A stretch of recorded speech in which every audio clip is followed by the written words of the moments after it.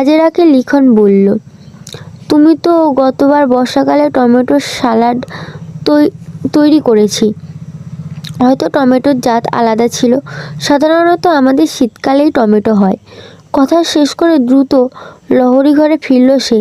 মনে হচ্ছে পরপুরুষের সাথে কথা বলে ঘোর পাপ হয়ে গেছে, পাপ মোচন করতে হবে।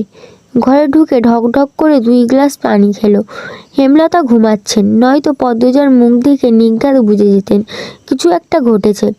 পদ্মজা ভক্তি নিয়ে আল্লাহ তালার প্রতি শুক্রিয়া আদায় করলো। তো গাইজ, আমি আজকে এতটুকুই রেকর্ড করতে পেরেছি, কারণ আমার গলার অবস্থা খুবই খারাপ, আর গলা অতিরিক্ত খারাপ। আমি যে রেডি হয়ে ভিডিও করব সেটাও আমি করতে পারিনি। তার জন্য আমি এইভাবে ভয়েস রেকর্ড করে আমি আমার কিছু ফটো দিয়ে ভিডিওটা আপলোড করছি। আশা করি খুব তাড়াতাড়ি ঠিক হয়ে যাব, আরও খুব তাড়াতাড়ি ভিডিও আমি করতে পারবো। তো আজকের মতো এতটুকুই।